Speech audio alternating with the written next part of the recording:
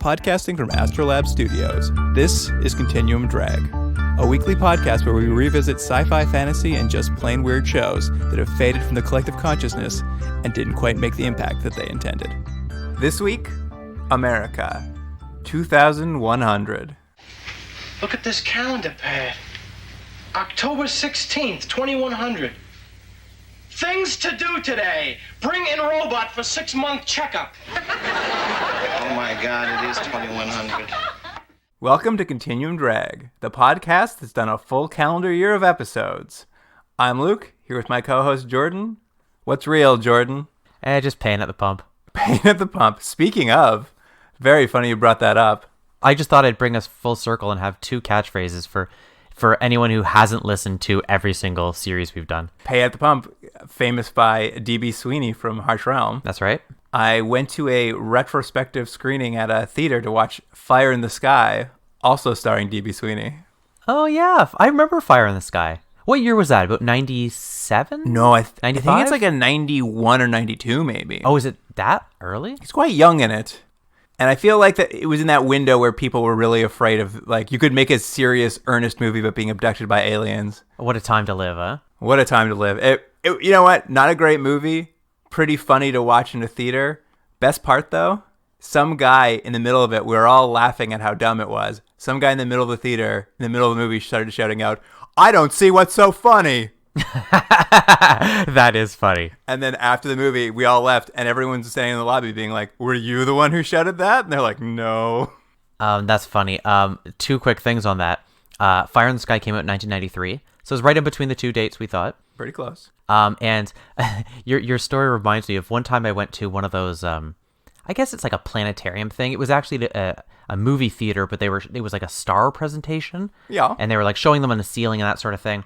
And I don't know how it came around, but they were talking about the different galaxies, how many, stars there are and just the magnitude of everything.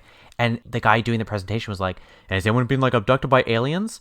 And then one of the people that I was with put his hand up and had to tell his story of an alien abduction with his family.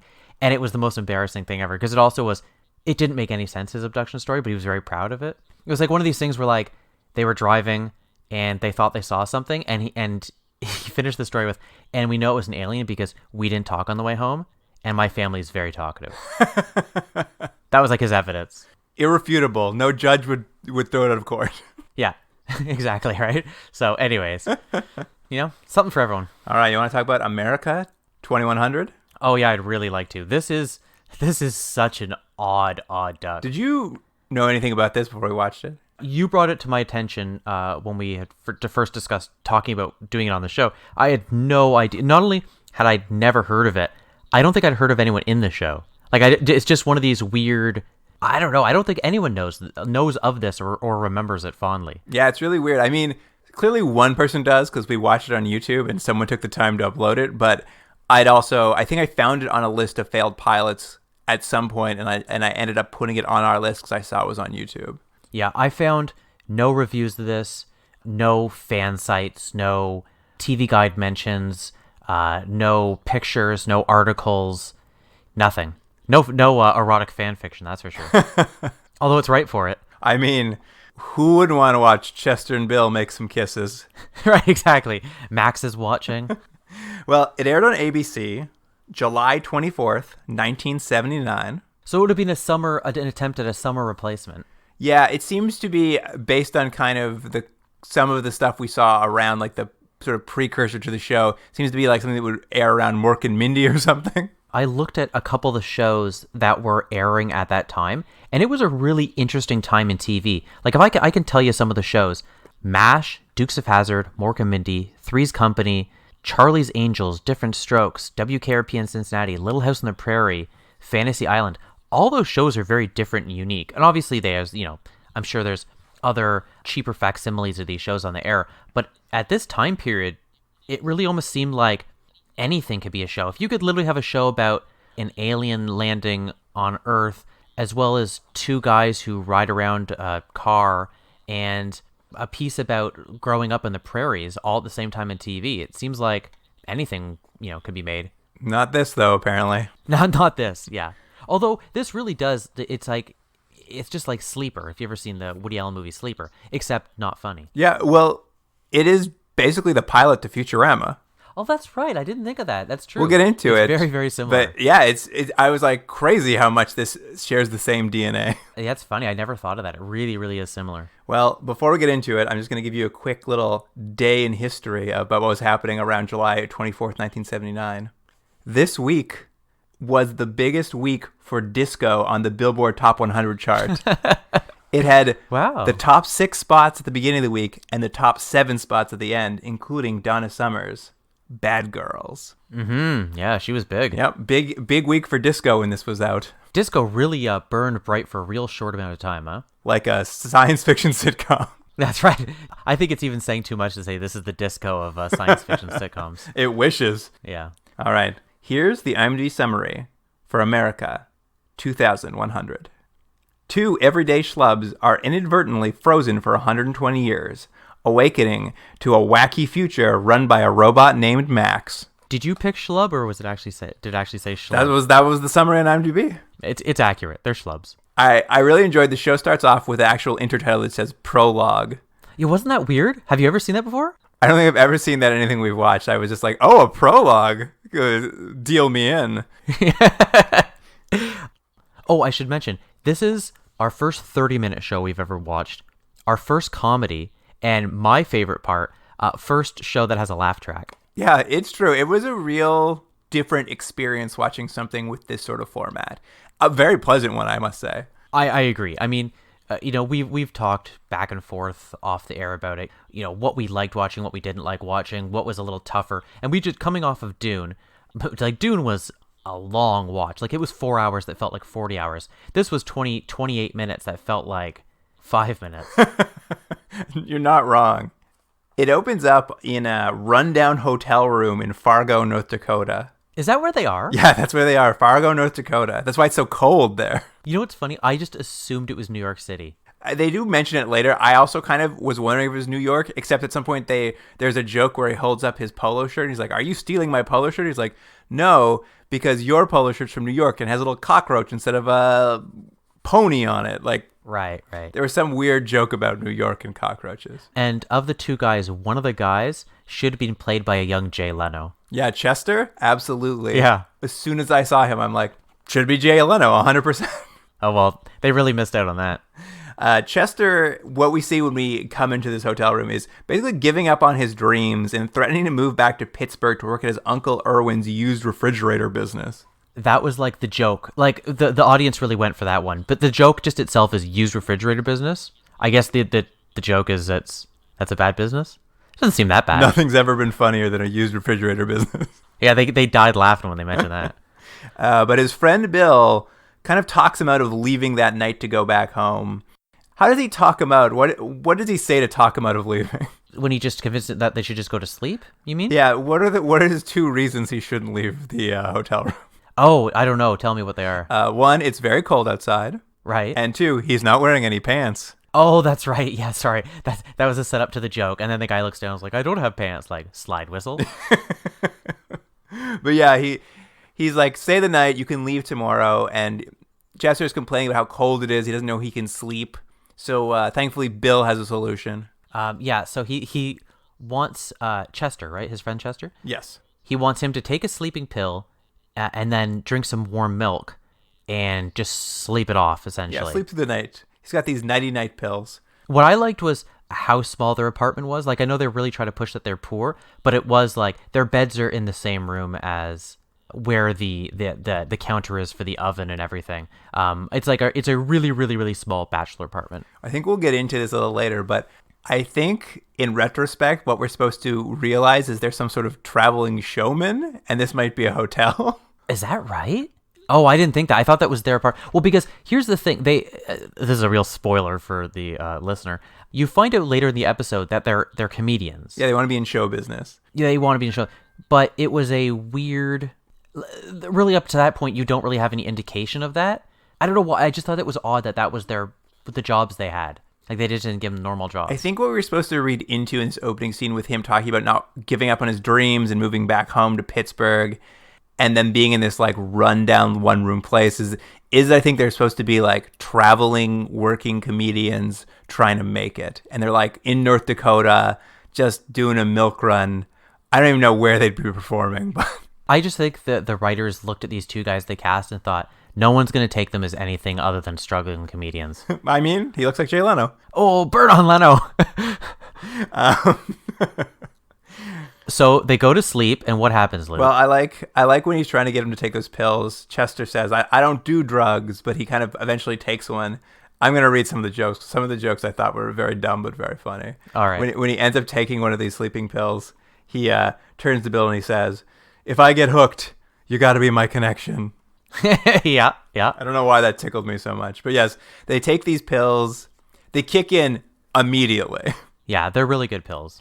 They're passing out, and the camera, as they pass out their beds, the camera pulls up and looks toward the stove in this little hotel room. But there's just the milk bubbling over. Just boiling over. Milk's just boiling over everywhere. And then, hard cut.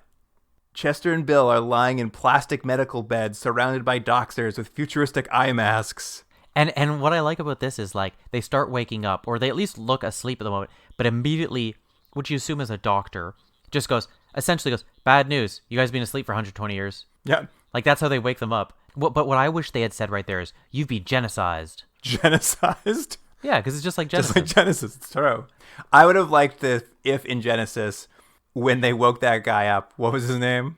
Dirk Handsome? Yeah, Dirk Handsome, yeah. He had the same line as Chester when they wake them up. Or maybe Bill said this. But they're like, we have a tremendous shock for you. You've been asleep for 120 years. And they just turn to look at each other and they're like, boy, those nighty nights are some pills. I know. They just, it's one of those funny things where just in the sitcom world as it is, and not just this sitcom, but, you know, ones that are better written, everyone in sitcoms never can stop making jokes. And I get that's the point of it. It's supposed to be funny. But there's no sense of realism at all as to that would be your line. You're just like, you've just realized this horrible thing. You're just like, time for a hilarious joke. It's like, no, you wouldn't. You wouldn't do that. Like Scream or something. It was a nicely underplayed line where they're like, can you believe it? So then we cut to the opening credits, which are insane. Amazing opening credits. Swelling orchestral music that like slips immediately into goofy slapstick comedy music. Yeah, it's as if they tried to synthesize everything I found annoying about certain types of music, and they put it right into this theme song for me. So this is not going on your ringtone. No, definitely not. Great opening credits, though. We kind of see this miniature work. They have like these retro future cities and bubbles and this like Badlands. Weren't you kind of disappointed we don't see any of that in the show? I mean, probably episode 2 had a lot more of it. Yeah. There's lots of like computers with flashing lights. It's kind of like a fun intro to like what is going to be a pretty clearly broad science fiction comedy. Basically, what you need to know, this is kind of like Mork and Mindy minus Robin Williams. Right. Like, how funny would Mork and Mindy be if you just took away Robin Williams? Can I tell you the truth? I've never seen an episode of Mork and Mindy. No? You know what? I don't know how well it aged. When I was a kid, it was in the cycle of syndicated sitcoms. So I watched it and thought it was great because he said nanu nanu. That's funny. And he had a son who grew up in an egg and all this, was Jonathan Winters. I thought that was all great. I don't know how well it's aged at this point, but it was a show that was written around the manic energy of Robin Williams. This is written around the non-energy of these two non-guys. I mean, it's true.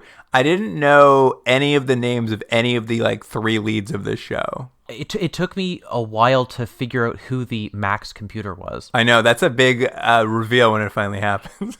Anyways, we'll get to it. But the show opens essentially in what is basically a Jetsons-esque future apartment. Yeah, that's a good way of saying. But what I like about it, though, it's a future apartment. It's 120 years. I don't know if we've mentioned that. In the future, so America 2100. But the apartment is still looks like a 1970s apartment because it has like the sunken in stairs and everything. They've just added like on the 70s decor, there's a little bit of like blinking lights. Right. I was surprised. I was like, this looks like a live action Jetsons. Like it almost seems like that's as far as they went. They just pulled up those drawings and were like, that's it. That's all you need. Yeah, well, they nailed it. They really did. Chester and Bill are sort of pushed into this apartment, and they're in these like short little green robes, and they're trying to figure out some information about where they are, and they find a day planner sitting on a desk, which non-electronic. It's a book day planner, 2100. Yeah, and but what it says today is it's like a to-do list, and I believe it says things to do today. Bring in robot for 6-month checkup. Whackity schmackity do, like that sort of thing. I mean, that makes sense. It's just like Dorian and Almost Human. Yeah. He needed to go in for his checkup. But you know what I thought, though? When they mentioned that joke, and that's about as good as the jokes get in this, I thought there'd be a lot of jokes at the expense of the future. Like, I thought we'd see a lot of weird little technology things that they have to play with. But there's really none of that in this. There's no, like, them playing with lasers or not knowing how to use a computer. None of that really is a gag in this. No gadget gags. Not in this episode. Gadget gags, that's it. I like, though, that it's also October 16th, 2100. So it's like the end of the year of the 2100. So I guess they only had a few more weeks left of the year. It's every couple days, and next season will be 2200.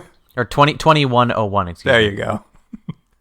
But essentially, this is the home of Dr. Harland, doctor for the government. She arrives very quickly and kind of starts explaining to them what's happened over a dinner of little green bricks. I actually just thought they looked like sandwiches with the crust cut off that happen to be green, but they really act as if it's the most disgusting thing they've seen.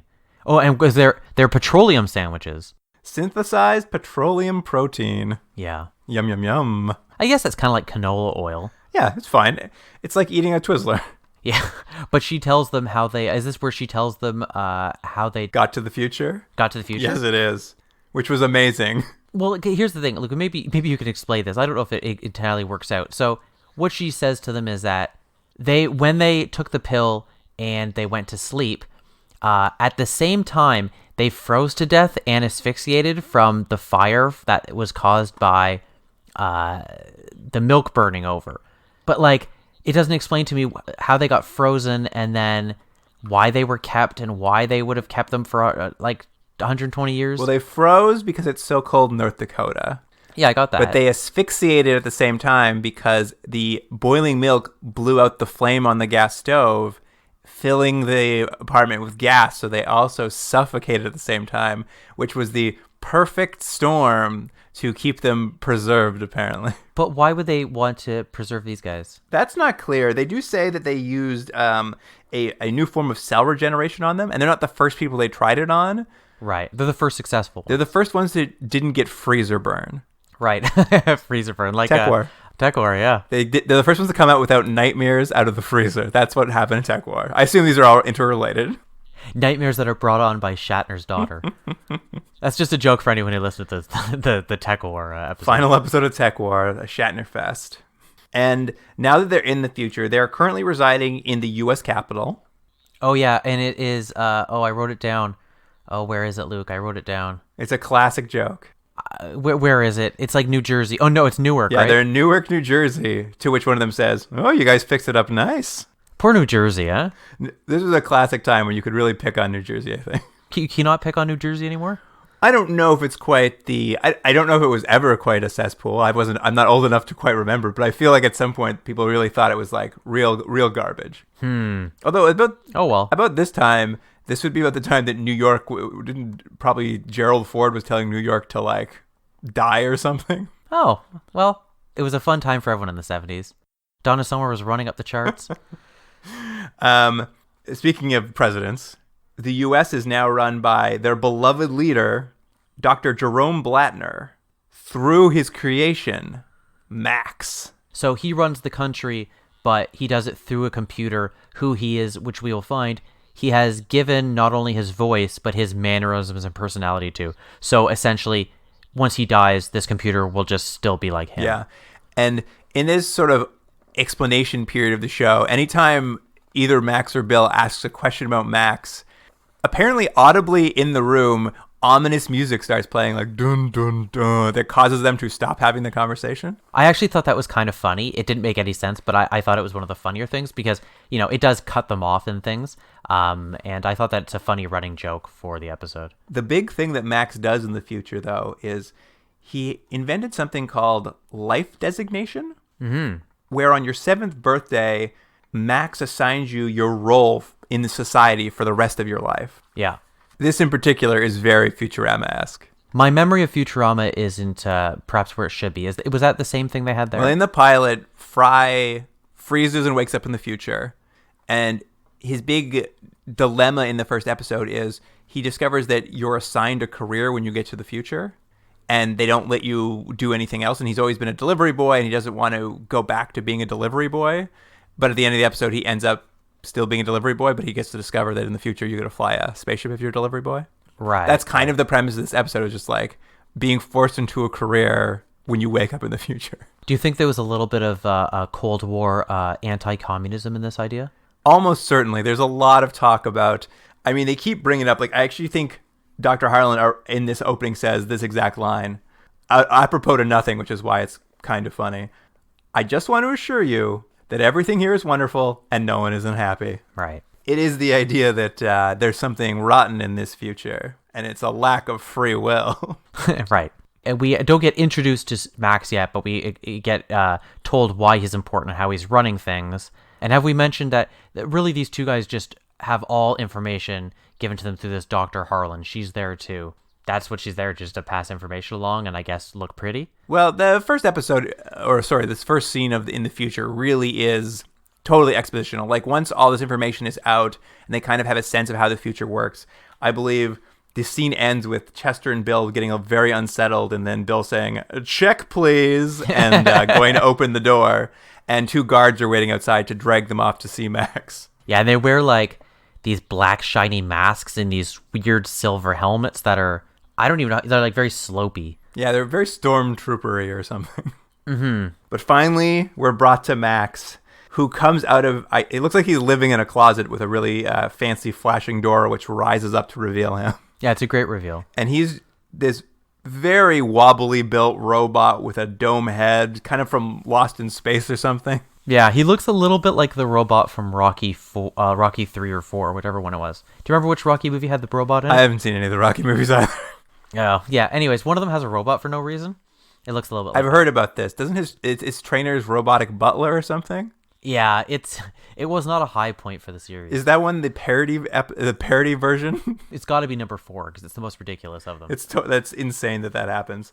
Anyway, this insane robot comes out, and here's the final reveal. Someone who wasn't revealed to us in the cast list off the start. The robot is voiced by Sid Caesar. Yeah. The first thing I wrote, and I don't feel as bad now, I was like, is he doing like a really stereotypical Jewish accent? It's very Catskills comedian. Like, that's like Yeah. what it is just like all one-liners and like insult comedy. It's kind of amazing in a way. Do you think this was a really big get for them in 1979? Like, I mean, I don't think this was the peak of Sid Caesar's career, but do you think this was enough of a name that like this was what they're really going to sell the pilot on? I think so. I think you'd really be like, and Sid Caesar as the robot Max. Right. In fact, I'm surprised he wasn't in the opening credits. When the credit for Max came up, it just said Max and didn't reveal this like turn. I'm not sure if maybe that was a tease for the show, but They probably could have used any help they got. for sure. Max kind of tells them all about how he's personally solved all the 20th century's problems.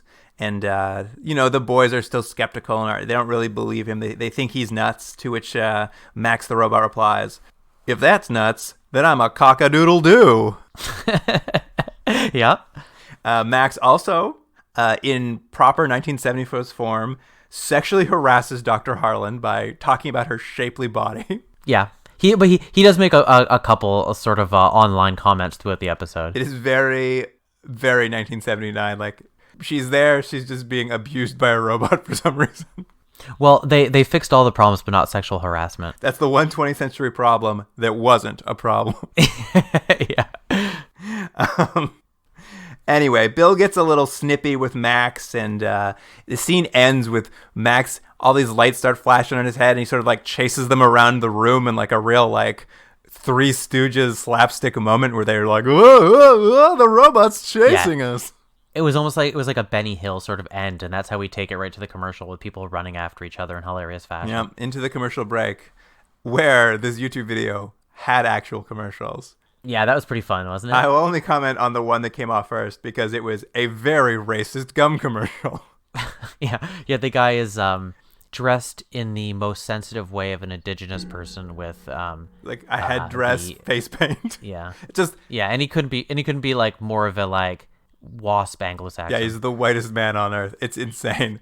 And what's more insane about the commercial, though, is he is playing an actor playing this part in a commercial, and it's all happening between takes of the commercial they're shooting. Do you remember what the gum was? I don't know. I can't remember. It was like, I don't remember, but it was the gum with the flavor blast in the center because they injected flavor into the center of the gum. Yeah, that's all I ask for my gum. A blast in your mouth?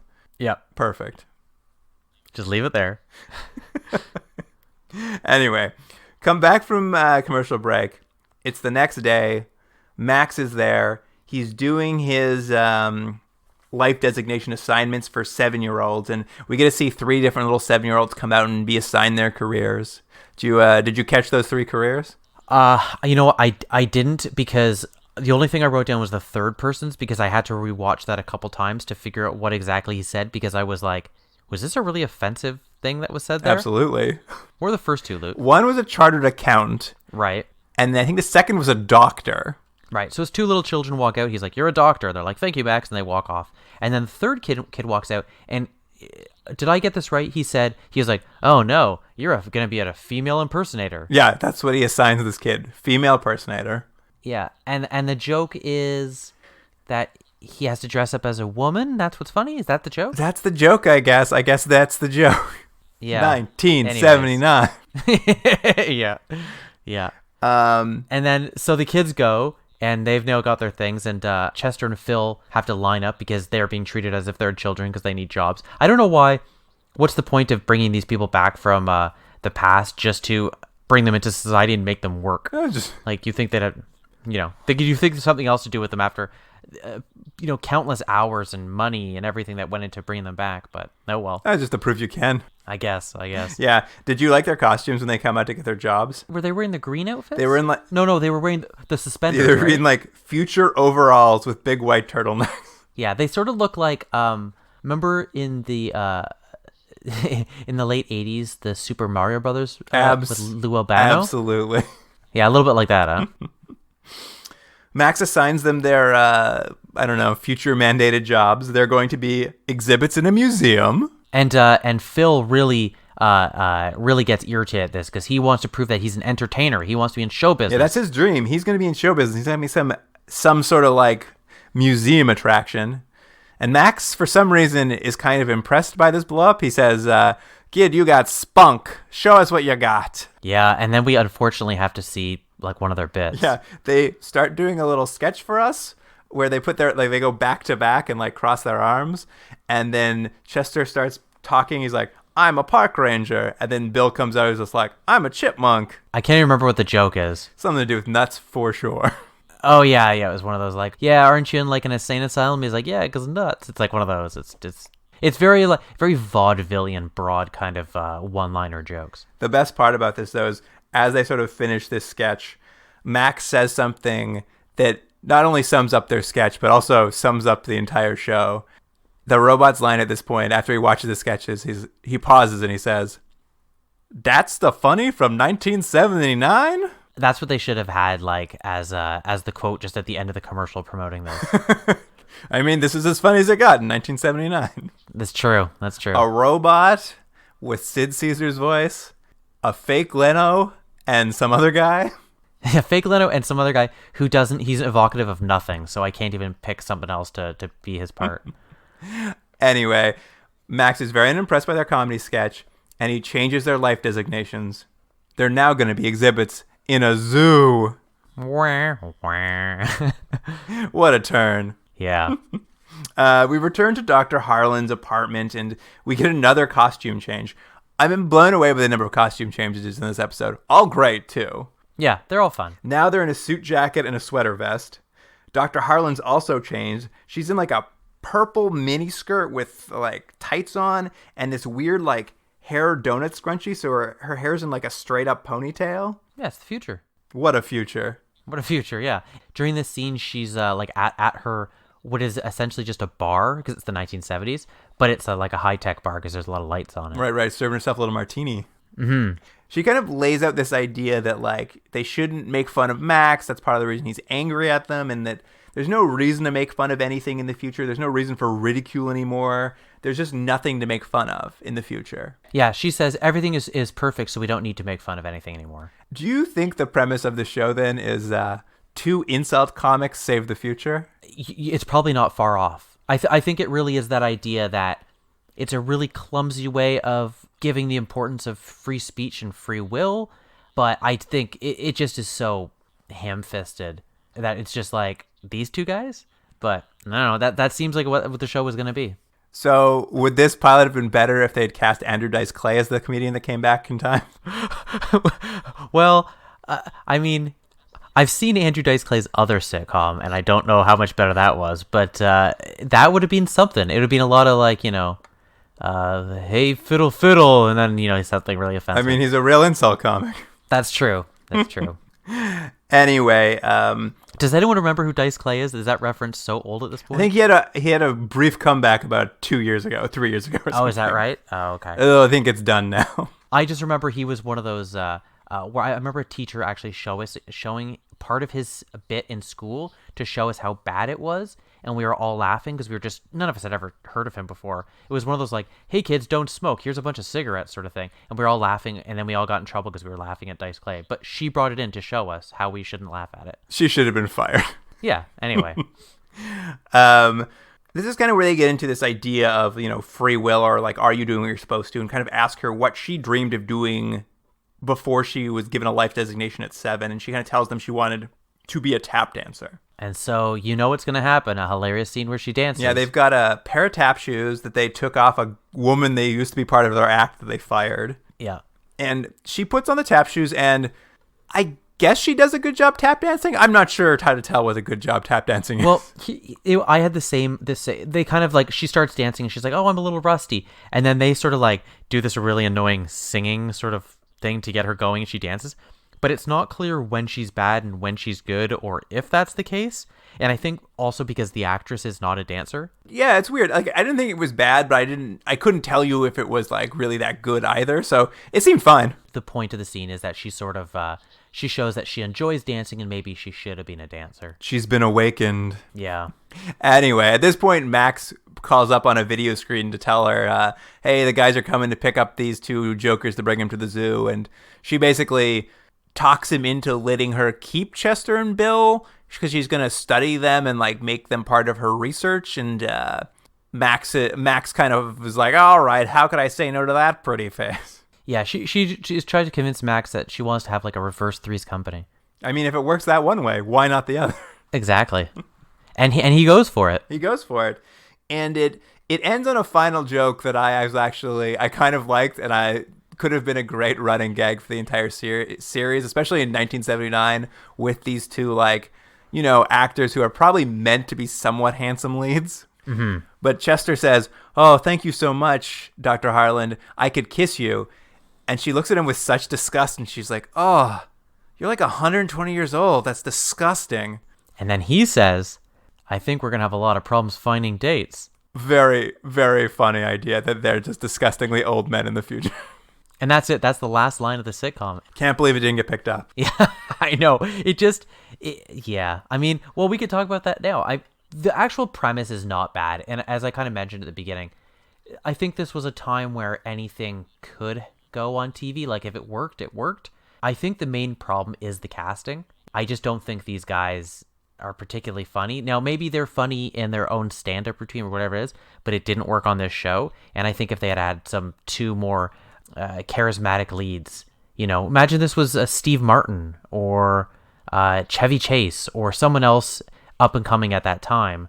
I think maybe would have been a little bit more could have elevated this not very good material. Yeah, it's an interesting idea. I guess you're right. They aren't charismatic. It's funny. I think if anything, they really cast these actors, or the actors played the characters as I think they are probably envisioned as kind of not very good and like very schlubby. And there's something I found very funny about how understated they were and how like kind of stupid. But you're right. I think for sustaining a show, you probably wanted something with a little more charisma. And as I said before, again, I thought it was kind of weird to set up in a future and not really, I don't know, it just felt weird to me that there wasn't a lot of like futuristic prop comedy. Not that I really wanted that, I just felt weird that it wasn't there. Yeah, I guess they were so focused on showcasing Max and explaining what was happening that, yeah, I mean, they really didn't take advantage of the fact that they were in the future. There were not really many gags around it. Well, they did spend $13 on Max, so they wanted to get their money's worth. I mean, I loved how like he looked like he could fall apart at any second. Yeah, because it's clearly like a guy in there, and it just looked like one step up from like spray painted cardboard. It's insane. I loved it. So I know you did the same thing, but I kind of tried to look into the creators of this show. There was 2 credited co-creators. One of them really didn't end up going to do on anything, but the other one actually had a really prolific movie writing career. You're talking Lowell Yeah, Gans. Lowell Gans. He wrote Splash, EdTV, Multiplicity, City Slickers. Like, you know, no like Oscar winners necessarily, but like some pretty classic films in some ways. Yeah, and I think he's currently he's one of the creators or something like that. He has a credit on Parenthood as creating the characters in the show. Right. So I don't know really what that means. Well, he had written the original movie Parenthood Oh, there you go. with Steve Martin. Oh, look at that. It all comes back I'll come together. back to Steve Martin. But it is funny because as I was watching it, I'm like, I really should look at who created this show because while it's not necessarily a great execution or even like a perfect show, there's certainly something about it that's very idiosyncratic. Like it felt like this is someone's voice. This is someone's like idea. Not just anybody could have written these things down and like produced this. Right. So it was interesting to see that at least one of the creators had gone on to have some sort of career afterward writing feature films. Did you look at what the 2 what are the stars of the show went on to? They didn't go on to do anything. I know. I did look at a couple of the credits though. John Cutler, who played Chester Barnes, my favorite credit of his being Underground Tech in The Running Man. Great. A movie that I really enjoy. And Mark King, who played Phil Keese, he was in a couple episodes of Cheers and one episode of Remington Steele. No, there you go. Was his name Phil or Bill? I kept calling him Bill. It's Phil. Oh, my bad. Yeah, although Karen Valentine, who played Dr. Karen Hartland, she had a pretty long career. Nothing that really stands out as super memorable, but she's been a steady actor since this show. Yeah, and obviously Sid Caesar. Yeah, she clearly had like a real long-running career. I think she was in one of the Gidget movies very early in her career and like acted for many, many, many years. Weirdly, did you know she played the part of the robot in Rocky IV? Really? Sid Caesar lost out to her? Nah, not true. The director, he's more of a TV director, but he does have a couple credits of note that I noticed is that he directed the My Big Fat Greek Wedding movie. Oh, really? Was that right? Yeah, apparently not the sequel though. That's just too bad. Didn't come back for it. Do you think that's because he just thought the material wasn't up to snuff? Yeah, it wasn't up to his standards, I think. Yeah. Or maybe he was dead, but I'm not sure. No, he's still directing. Well, there you go. He didn't get the call. Nia Verderos, where were you? I was waiting by the phone. What was that movie called? My Bigger Fat Greek Wedding? It's got to be, right? No, I think it was just My Big Fat Greek Wedding 2. Oh, it wasn't my big fatter Greek wedding or something like that. No. I don't know. I could be wrong. I never saw it. What do I know? All right. Well, I mean, that's about all I have to say about the show. There's not really much writing on it, so there's not really a lot to talk about background-wise. But yeah, Jordan, I don't know. What do you want to rate America 2100? I really enjoyed watching this for a couple of the reasons we mentioned. It was nice. It was a really light, breezy thing to watch. You know, one, to finish our season. Secondly, after Dune, which was a little bit longer and a bit of a slog to get through. And also, it was just a fun, silly sitcom. But saying that, it still was really bad, so I'll give it a 3 out of 10. 3 out of 10. Wow. You know what? I really enjoyed watching it. I was thinking about like comparing it to some of the other stuff we've watched, and like I think it's an 8 for me. Oh my gosh, it's not an 8. I had a great time. I had a great time watching this. I thought it was super fun, super silly. Yeah, it was terrible though. Super dumb. I had a great time. Wow, 8, huh? I'm surprised you're so low. It was pretty fun. It's fun, but it's a bad show. I have to rate it on how good it is, and it's a 3 out of 10. Well, you can rate it on how much you enjoyed it. Well, that's true, but I mean, there's so many factors that go into that. I mean, that's a lower rating than the Dunes. Yeah, this was worse than Dune. I mean, but I'd rather watch this than Dune. Yeah. I mean, I think that's why I gave it an 8. I'd much rather watch this than Dune. Yeah. I honestly, one of the few things we've watched, maybe not one of the few things we've watched. That's a bit harsh, but definitely one of the ones I'd be like, yeah, you should go watch this. It was fun. Yeah, I would agree with that. But still 3 to 10. Sticking to your guns. Yeah. All right. Well, now that we've kind of done a full year's worth of episodes, we're actually going to take a bit of a 4-week break here. Take a little downtime. We're going to kind of look at the show itself, see what's working, see what's not, to kind of decide what we're going to do next, sort of when we come back in a month's time. So this will be the last episode from us for a little bit. But in the meantime, you'll be able to check out all the, images and videos and what's going to be on the social media for this show, Jordan.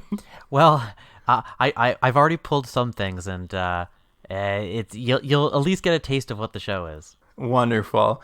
You can follow us on Instagram and Twitter not at gmail.com. You can follow us on Instagram and Twitter at Continuum Drag, and then you can email us at gmail.com. Maybe you watched the show when it was on the air. But and also, if for our second season, if you got an idea of something you think we should watch, email us. I'm not saying we're going to, but you can try.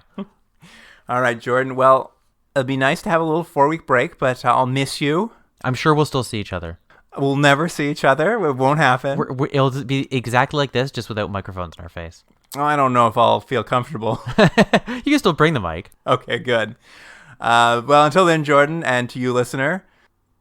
Oh, I have no end. All right, bye. I'll see you in 2100. See you in 2100. Oh, thank God, Jordan. You saved the day. Yeah. Continuum Drag is recorded at Astrolab Studios in Toronto, Ontario. Theme music by James Ruxedler. Produced by Jordan Delic and Luke Black. Special thanks to Adam Wheatner, Jeff Hanley, and Dwayne Wright.